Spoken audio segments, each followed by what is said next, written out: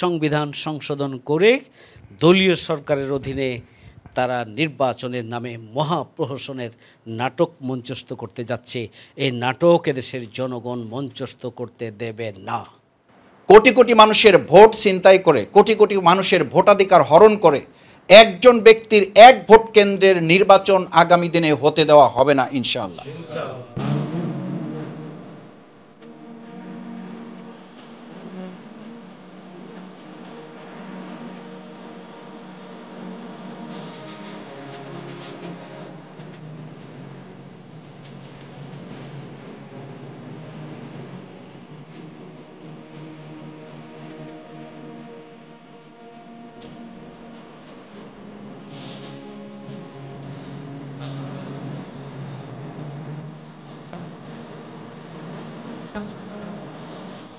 আসসালামু আলাইকুম ওয়া রাহমাতুল্লাহি ওয়া বারাকাতুহু। বাংলাদেশ আজ এক কঠিন সংকটের মধ্যে নিমজ্জিত। 2006 সালের 28 অক্টোবর পল্টনের লগিবৈঠার মর্মান্তিক যে তাণ্ডবতা চালানো হয়েছিল আওয়ামী লীগের পক্ষ থেকে, তার মধ্য দিয়েই এদেশে অন-11-এর সরকার আসে, মঈনুদ্দিন এবং ফখরুদ্দিনের সরকার আসে। মঈনুদ্দিন এবং ফখরুদ্দিনের সকল অপরাধকে ক্ষমা করে দেওয়ার প্রতিশ্রুতি নিয়ে জনগণের বিরুদ্ধে অবস্থান গ্রহণ করে তারা 2008 সালের নির্বাচনে যেনতেনভাবে যে কোনো মূল্যেই হোক ক্ষমতায় আসার জন্য তারা সুযোগ করে নেয়। নিরপেক্ষ বিশ্লেষণে 2008 সালের নির্বাচনের পিছনে লগিবৈঠার তাণ্ডবের মাধ্যমে দেশের সন্ত্রাসের যে একটা সাম্রাজ্য প্রতিষ্ঠা করা হয়েছিল, তারই ধারাবাহিকতায় 2028 সালে এই আওয়ামী অপশক্তি ক্ষমতা দখল করে নেয়। শুরু হয় ধারাবাহিকভাবে 2041 সাল পর্যন্ত ক্ষমতায় থাকার ষড়যন্ত্র, এবং 2014 সালে আওয়ামী লীগ ক্ষমতায় আসার পর বলেছিলেন আমাদের এই নির্বাচন একটি বিধানিক বাধ্যবাধকতার নির্বাচন, খুব শীঘ্রই আরেকটি নির্বাচনের মাধ্যমে জনগণের কাছে জনগণের ক্ষমতা ফিরিয়ে দেওয়ার ব্যবস্থা করা হবে। আমরা আশা করেছিলাম অবৈধভাবে ক্ষমতায় আসা বিতর্কিত প্রধানমন্ত্রী শেখ হাসিনা জাতির কাছে যে কমিটমেন্ট দিয়েছেন, হয়তো সেই কমিটমেন্ট অনুসারে তারা একটি সুষ্ঠু, নিরপেক্ষ, গ্রহণযোগ্য এবং অংশগ্রহণমূলক নির্বাচনের ব্যবস্থা করবে। কিন্তু এদেশের দেশপ্রেমিক, গণতন্ত্রপ্রেমী এবং স্বাধীনতা সার্বভৌমত্বের জন্য জীবন দিতে প্রস্তুত দেশের জনগণ বিস্ময়ের সাথে লক্ষ্য করল যে আওয়ামী লীগ নতুনভাবে ফ্যাসিস্ট কায়দায় তারা আবির্ভূত হলো। তারা সংবিধানকে সংশোধন করে কেয়ারটেকার সরকার ব্যবস্থাকে তারা পরিবর্তন করে দলীয় সরকারের অধীনে নির্বাচনের জন্য তারা ব্যবস্থা গ্রহণ করল। বিরোধী দলগুলো এবং এদেশের জনগণ ঐক্যবদ্ধভাবে এটার প্রতিরোধ করেছিল, আন্দোলন সংগ্রাম করেছিল, এবং আমরা রাজপথে জীবন দিয়েছিলাম, সংগ্রাম করেছিলাম, রক্ত দিয়েছিলাম গণতন্ত্র ফিরিয়ে আনার জন্য, জনগণের ভোটের অধিকার ফিরিয়ে আনার জন্য, জনগণের ভাতের অধিকার ফিরিয়ে আনার জন্য, দেশের জনগণের সাংবিধানিক অধিকার, গণতান্ত্রিক অধিকার, কথা বলার অধিকার, মত প্রকাশের অধিকার, সভা সমাবেশের অধিকার ফিরিয়ে আনার জন্য আমরা আন্দোলন সংগ্রাম করেছিলাম। কিন্তু সরকার নতুন রূপে আবির্ভূত হলো। তারা এদেশের শিক্ষা ব্যবস্থাকে নিয়ে ষড়যন্ত্র করল, তারা এই 3 টার্মে ক্ষমতায় আসার পর একে একে দেশের দেশপ্রেমিক সেনাবাহিনীকে তারা ধ্বংস করেছে। সীমান্তরক্ষী বাহিনী বিডিআর পিলখানায় হত্যাকাণ্ড সংগঠিত করে 57 জন সেনা কর্মকর্তাকে হত্যা করার মধ্য দিয়ে এদেশের স্বাধীনতা সার্বভৌমত্বের অতন্ত্র প্রহরী সেনাবাহিনীকে, দেশপ্রেমিক সেনাবাহিনীকে দুর্বল করে দেওয়ার দীর্ঘমেয়াদী ষড়যন্ত্র তারা বাস্তবায়ন করে। একসাথে তারা সীমান্তরক্ষী বাহিনীকে ছলে বলে কৌশলে ধ্বংস করে দিয়ে দলীয় নেতাকর্মীদের দিয়ে পুনরায় তারা বিজিবিকে তারা পুনর্গঠন করে এবং প্রতিদিনই আমাদের সীমান্ত রক্ষিত থাকে। আমাদের দেশের জনগণের বুকে গুলি করা হয়, হত্যা করা হয় এবং বাংলাদেশের জনগণের উপরে সীমান্তে প্রতিদিন নিপীড়নমূলক আচরণ আমার দেশের জনগণের সাথে করা হচ্ছে। আমাদের শিক্ষা ব্যবস্থাকে তারা ধ্বংস করে দিয়েছে। তারা ধর্মনিরপেক্ষ শিক্ষা ব্যবস্থা তথা ধর্মহীন শিক্ষা ব্যবস্থা প্রতিষ্ঠার স্বপ্ন বাস্তবায়নের জন্য তারা এমন এক ধরনের শিক্ষা ব্যবস্থা চালু করে যে শিক্ষা ব্যবস্থায় একে একে আগামী দিনে মানুষ তৈরি হওয়ার সর্বশেষ যে ঠিকানাটি ছিল শিক্ষা প্রতিষ্ঠান, আজকে সেটিও তারা ধ্বংস করে দিয়েছে। আজকে যে পাঠ্যক্রম, আজকে যে বই পুস্তক, আজকে যে সিলেবাস, টিচারদের যে প্রশিক্ষণ এবং ছাত্রদেরকে যা পড়ানো হচ্ছে এবং পড়ানো হবে, তাতে এটি দিবালোকের মতো পরিষ্কার যে আমাদের বর্তমান সরকারে যারা কর্তৃত্ব করছেন, বাংলাদেশের জনগণ মাথা উঁচু করে দাঁড়াক, বাংলাদেশ পৃথিবীর বুকে আত্মনির্ভরশীল একটি জাতি হিসাবে গড়ে উঠুক, অথবা দেশের আগামী প্রজন্ম গোটা বিশ্বের সামনে বাংলাদেশকে তুলে ধরুক, সেই ধরনের মেধাকে পরিপূর্ণরূপে সম্পূর্ণরূপে ধ্বংস করে তার একটি বসংবদ জাতি হিসাবে যেন বিকশিত হয়, সেই ধরনের একটা প্রজন্ম তারা গড়ে দেওয়ার সব ষড়যন্ত্র বাস্তবায়নের দিকে তারা ধাবিত হচ্ছে। দুর্ভাগ্য, 90% মুসলমানের দেশে, যেখানে সকল শিক্ষা ব্যবস্থার মূল ভিত্তি হবে ইসলাম, ইসলামী মূল্যবোধ এবং সকল ধর্মীয় অনুসারীদেরকে এখানে শিক্ষা দেওয়ার জন্য বিশেষ ব্যবস্থা থাকবে এবং যার মধ্য দিয়ে প্রকৃত অর্থে আগামী প্রজন্ম গড়ে উঠবে, প্রকৃত পক্ষে দেশপ্রেমিক দক্ষ মানব সম্পদ গড়ে উঠবে এবং পৃথিবীর মানচিত্রে বাংলাদেশ স্বাধীন সার্বভৌম আত্মনির্ভরশীল একটি উন্নত শক্তিশালী রাষ্ট্র হিসাবে আবির্ভূত হবে। সেই ধরনের একটা স্বপ্ন সমূলেই ধ্বংস করে দিয়েছে স্বাধীনতা আন্দোলনের দাবিদার বর্তমান আওয়ামী লীগ সরকার। শুধু তাই নয়, এদেশের বিচার ব্যবস্থাকে, নিম্ন আদালতের বিচার ব্যবস্থাকে কলুষিত করেছে এই সরকার।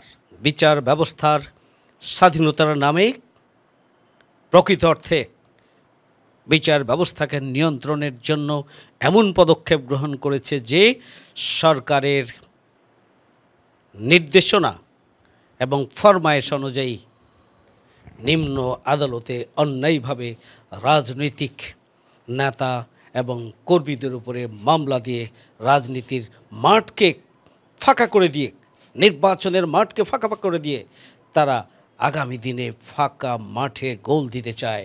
সেই ধরনের রাজনৈতিক শূন্যতা সৃষ্টির মাধ্যমে এদেশের রাজনীতিকে সমূলে ধ্বংস করার জন্য বর্তমান আওয়ামী লীগের সরকার একের পর এক তাদের ষড়যন্ত্র বাস্তবায়ন করে চলেছে। আমাদের আজকের নির্বাচন কমিশন ছোট জগন্নাথ, যাদের নিজের কোনো বক্তব্য নেই, যাদের নিজের কোনো ক্যাপাসিটি নেই, অদক্ষ, সরকারের ছকে তারা একটি নির্বাচনকে তামাশায় পরিণত করেছে। একদিকে তারা স্বতন্ত্র প্রার্থী দিয়েছে দলের পকেট থেকে, অন্যদিকে ডামি প্রার্থী দিয়েছে দলের পকেট থেকে, কিংস পার্টিগুলো গঠন করেছে দলের পকেট থেকে। দামি দলের এই সরকারের পরিকল্পনায়, নির্বাচন কমিশনের পরিকল্পনায় দামি দলও তৈরি হয়েছে। আজকে দেশের রাজনৈতিক সংস্কৃতি এবং রাজনৈতিক ব্যবস্থাকে, নেতৃত্ব নির্বাচনের ব্যবস্থাকে সমূলে ধ্বংস করে দিয়ে বাকশালী কায়দায় তারা এই দেশটিকে আবারও কর্তৃত্ববাদী শাসনের আওতায় পূর্ণাঙ্গ রূপে নিয়ে যাওয়ার জন্য তারা ষড়যন্ত্র করছে। তারা রাজনৈতিক দলগুলোকে ধ্বংস করে দিতে চায়। এদেশের আইন শৃঙ্খলা বাহিনীকে পেটুয়া বাহিনী হিসাবে তারা ব্যবহার করছে। জুলুম, নির্যাতন, নিষ্পেষণ, রাজনৈতিক নেতাকর্মীকে গুম, খুন, হয়রানি এবং তাদেরকে ব্যাপকভাবে ব্যস্ত রাখার দায়িত্ব আজকে আইন শৃঙ্খলা বাহিনীর হাতে তুলে দিয়েছে। আমাদের ট্রাইব্যুনালের নামে আমাদের শীর্ষ নেতৃবৃন্দকে হত্যা করা হয়েছে। আওয়ামী লীগ অপশক্তি এই 15 বছরের তাদের ষড়যন্ত্রের ধারাবাহিকতায় আমাদের শীর্ষ নেতৃবৃন্দকে একে একে 10 লিডার্স অব দিস অর্গানাইজেশন, যা আমাদের 100 বছরের অর্জন, দেশপ্রেমিক, স্বাধীনতা, সার্বভৌমত্বের অগ্রসৈনিক, এদেশের কোটি কোটি মানুষের আকাঙ্ক্ষার যারা মধ্যমণি ছিল, আমাদের শীর্ষ 10 জন নেতাকে ফাঁসি দিয়ে, জুলুম চালিয়ে, মিথ্যা মামলা দিয়ে, নিপীড়ন চালিয়ে হত্যা করা হয়েছে। 251 জন নেতাকর্মীকে এই 15 বছরে হত্যা করা হয়েছে। হাজার হাজার মামলা দিয়ে লক্ষ লক্ষ মানুষকে বাড়ি ছাড়া করা হয়েছে, ব্যবসা ছাড়া করা হয়েছে, ঘর ছাড়া করা হয়েছে, গ্রাম ছাড়া করা হয়েছে এবং তাদের চাকরি এবং ব্যবসা থেকে তাদেরকে একটা নিঃস্ব জীবনের দিকে ঠেলে দিয়েছে। বেগম খালেদা জিয়াকে মিথ্যা মামলায় রায় দিয়ে আজকে তাকে আটকে রাখা হয়েছে। এমনকি তার চিকিৎসা করার পর্যন্ত অধিকার নেই। বাংলাদেশের 3 বারের একজন প্রধানমন্ত্রীর চিকিৎসা করার অধিকার নেই। ভাইস প্রেসিডেন্টকে মামলা দিয়ে দেশের বাইরে থাকতে বাধ্য করেছে এবং 28 অক্টোবরের বিরোধী দলের সমাবেশের উপরে হামলা চালিয়ে বিএনপির সমাবেশকে তারা ভণ্ডুল করে দেয়। জামায়াত ইসলামীর সমাবেশে তারা গুলিবর্ষণ করে, লাঠিচার্জ করে, টিয়ার সেল মারে এবং আমাদের নেতাকর্মীদেরকে আহত করে। জাতীয়তাবাদী দলের ঐতিহাসিক মহাসমাবেশকে সেদিন তারা ভণ্ডুল করে দেয় এবং সরকারের ছকে ভণ্ডুল করার পরে জাতীয়তাবাদী দলের শীর্ষ নেতৃবৃন্দকে গ্রেপ্তার করে আজকে তাদেরকে মামলা দিয়ে জেলে আটকে রাখা হয়েছে। হাজার হাজার বিএনপি এবং জামাতের নেতাকর্মী আজকে গোটা বাংলাদেশের কারাগারগুলোতে ঝুঁকিপূর্ণ জীবনযাপনে তারা বাধ্য হচ্ছে।